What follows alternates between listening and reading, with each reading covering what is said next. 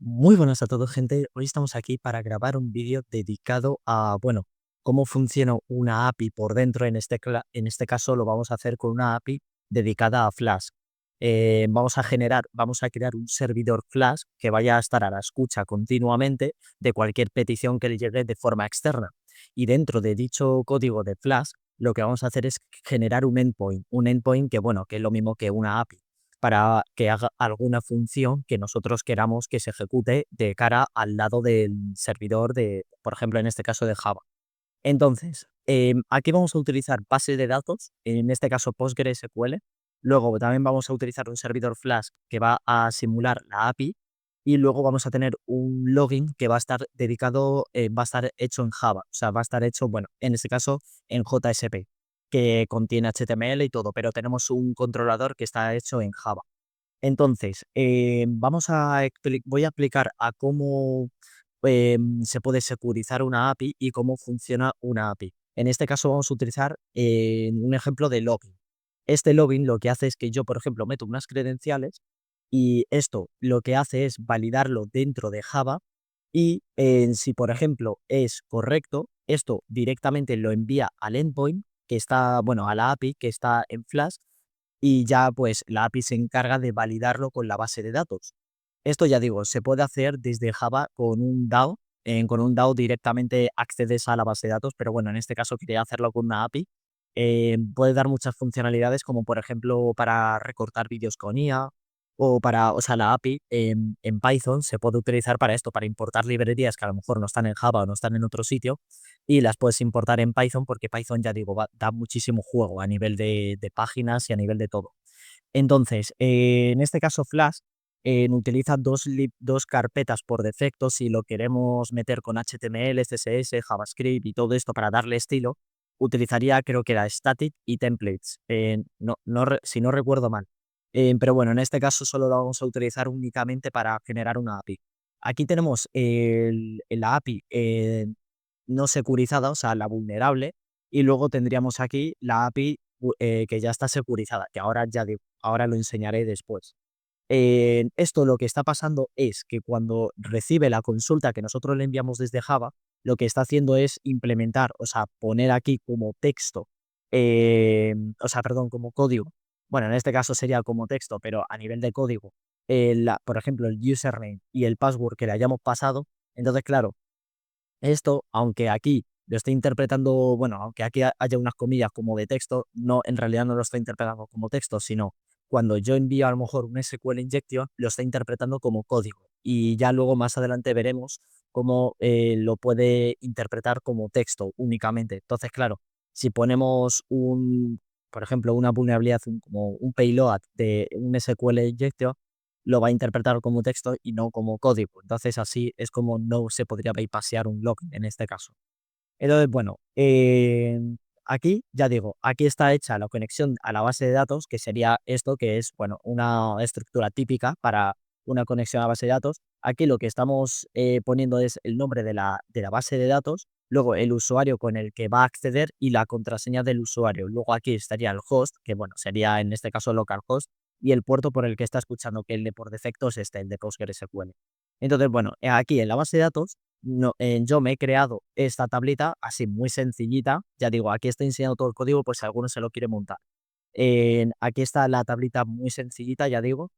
Bueno, solo con username y password. El password no está ni siquiera cifrado, o sea, está en texto plano, que bueno, ya digo, esto es una vulnerabilidad muy crítica, pero bueno, es un poco para enseñar. Y luego aquí insertamos, por ejemplo, 3 usuarios con sus respectivas contraseñas. Entonces, luego, si vemos cómo se han insertado, vemos que efectivamente tenemos 3 usuarios registrados en la base de datos.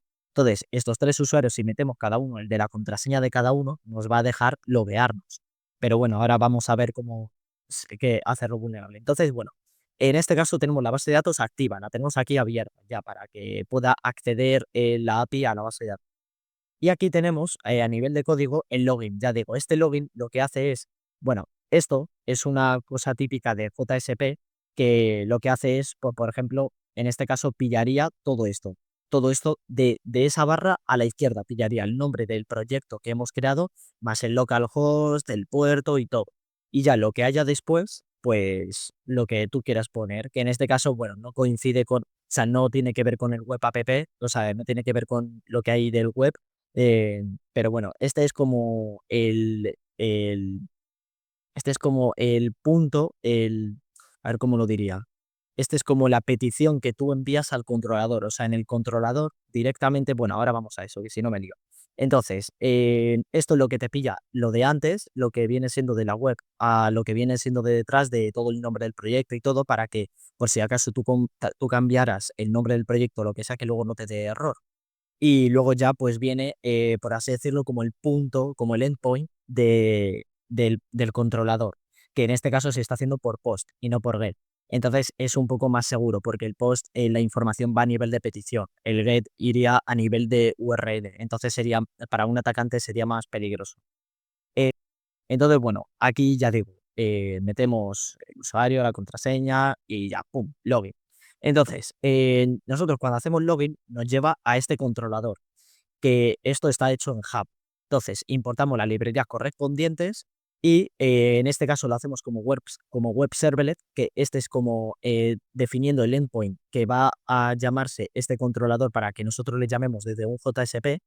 Y aquí básicamente lo que está haciendo, ya digo, lo que está haciendo es obtener, bueno, de lo que hemos enviado, del usuario y contraseña que le hemos enviado por post, lo que está haciendo es esto, enviarlo directamente al servidor de Flask. O sea, todo esto lo está enviando al servidor de Flask. Entonces, claro, ya Flask, o sea, a la API básicamente, lo está enviando a la API. Que ya la API, que fijaros que lo está llamando con un barra login, en la API, que aquí se está definido como barra login, pues aquí ya en la API lo que hace es todo esto. Esto es lo que hace. Entonces aquí lo que está comparando es si el usuario y contraseña coincide con la base de datos de aquí, pues directamente en este login nos pasa al admin.jsp. Entonces me voy a dejar ya de enrollar y vamos a empezar. Así que, por ejemplo, vamos a meter unas credenciales que sí son válidas, que serían admin y admin 123, ¿no? Nosotros nos logueamos y vaya por Dios. Vale, sí, cierto, se me ha olvidado. Esto puede ser un punto bastante importante, no iniciar el servidor. La verdad es que estaría difícil, ¿cómo lo podría validar? Entonces, iniciamos en la API para que esté a la escucha el servidor de Flash y ya vemos que está a la escucha. Entonces, ahora sí nos va a hacer bien el login. Sería admin y admin 123 y nosotros le damos a login y efectivamente nos ha logueado, o sea, nos ha pasado al admin.jsp, que nos dice bienvenido. Aquí sí vemos que se ha realizado una petición a dicha API, con lo cual ya aquí vemos que está esto fuera, ya vemos que todo correcto. Vale, nosotros, si la falláramos, ya digo, si la falláramos no nos va a dejar admin, nosotros le damos a enter y nos va a decir credenciales inválidas. Inválidas, sí. Vale, entonces, pero aquí viene ya la parte vulnerable. Si nosotros, por ejemplo, hacemos un OR 1 igual a 1, que es un payload súper típico de SQL Injection, que ya digo, aquí lo que estamos haciendo es cerrar la consulta anterior y lo que estamos haciendo es que si 1 es igual a 1, que siempre va a ser igual, siempre va a coincidir esa query, lo que va a hacer es lo que haya por detrás lo va a hacer como que es válido, va a hacer como que es correcto, o sea, que lo que está validando de usuario y contraseña, en este caso solo lo está validando de si uno siempre, de si uno es igual a uno y como uno siempre va a ser igual a uno, nos va a dejar acceder. Y luego comentamos todo lo que haya detrás de la consulta para que no nos dé error. Entonces esto yo siempre lo copio y lo pego en la contraseña por si acaso y nosotros le damos a Enter. Aquí nos dice que, bueno, como ha sido un SQL Injection, hasta el propio navegador dice que haya habido algo raro y nos accede directamente al panel de administrador. O sea, vemos que no está sanitizando de forma correcta ese payload. O sea, lo está interpretando como código, no lo está interpretando como texto. Entonces, bueno, nosotros, ¿cómo podríamos securizar esto?